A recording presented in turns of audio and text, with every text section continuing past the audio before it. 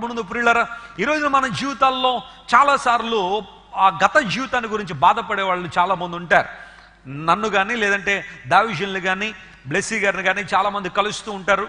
Counselling కోసం వస్తున్నప్పుడు చాలామంది వ్యక్తం చేసే ఒక విషయం ఏంటంటే, అయ్యా నా గత జీవితం అంత బాగాలేదండి, నా గత జీవితం నన్ను వెంటాడుతూ ఉంది, నా గత జీవితంలో నేను చేసిన కార్యాలు ఎప్పటికీ నా మనసులోంచి బయటికి తీయలేకపోతున్నాను, అవే నన్ను కృంగదీస్తున్నాయి, భయపెడుతున్నాయి, అధైర్యపడేటట్టు చేస్తున్నాయి, మా కోసం ప్రార్థన చేయండి అని చాలామంది ఈనాటికి కూడా తమ గత జీవితాన్ని మరిచిపోలేక భయంకర శ్రమల పాలే జీవిస్తూ ఉన్నారు. నీ పరిస్థితి ఏంటో ఒకసారి ఆలోచన చేయి.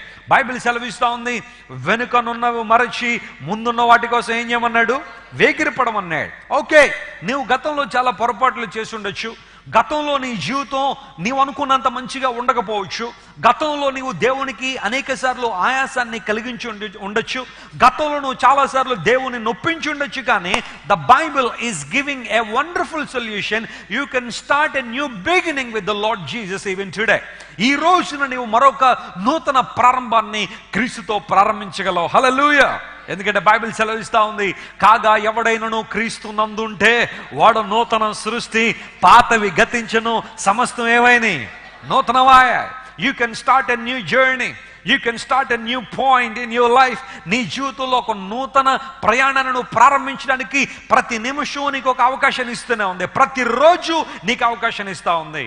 గతాన్ని తలుచుకుని బాధపడడం కంటే, గతాన్ని తలుచుకుని కృంగిపోవడం కంటే, గతాన్ని తలుచుకుని ఏడవడం కంటే, అయ్యా నా గత జీవితంలో చాలా తప్పులు చేశాను, చాలా పొరపాట్లు చేశానండి, నా గత జీవితం అంతా చాలా డార్క్గా ఉందండి, చాలా బ్యాడ్గా ఉందండి అని గత జీవితాన్ని ఎల్లప్పుడూ తలుచుకుని దుఃఖపడడం కంటే, నువ్వు మొదట ఉండిన స్థలమునకు వెళ్ళి దేవునితో ఎప్పుడైతే నువ్వు సత్సంబంధాన్ని ప్రారంభించావో, మొదటి ప్రేమను, మొదటి పరిశుద్ధతను, మొదటి అనుభవాలను దేవునితో మరలా రిస్టోర్ చేసుకోగలిగితే అబ్రహాం వల్లే నీవు కూడా వర్ధిల్లుతావని బైబిల్ సెలవిస్తూ ఉంది.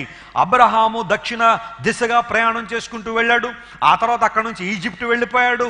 అతని జీవితంలో ఆధ్యాత్మిక పతనావస్థలోకి వెళ్ళిపోయిన అబ్రహాము గుర్తించాడు, నేను మరలా ఆ ప్రాంతానికి వెళ్తాను, దేవుడు నన్ను ఎక్కడికైతే రమ్మన్నాడో ఆ ప్రాంతం నుండి నా జర్నీ ప్రారంభిస్తానని నిర్ణయం తీసుకున్నాడు. కాబట్టి అబ్రహాము జీవితంలో నూతన అభివృద్ధిని, పురోభివృద్ధిని చూడగలిగాం. No matter how bad your past is, no matter how dark your past is, నీ గత జీవితం ఎంత భయంకరంగా ఉన్నప్పటికీ కూడా క్రీస్తుతో పాటు ఒక నూతన ప్రయాణాన్ని ఈరోజు నువ్వు ప్రారంభించగలిగితే ఆయన అంటున్నాడు, నేను నీ పాపములను మరి ఎన్నడూ జ్ఞాపకం చేసుకోనన్నాడు. హల్లెలూయా.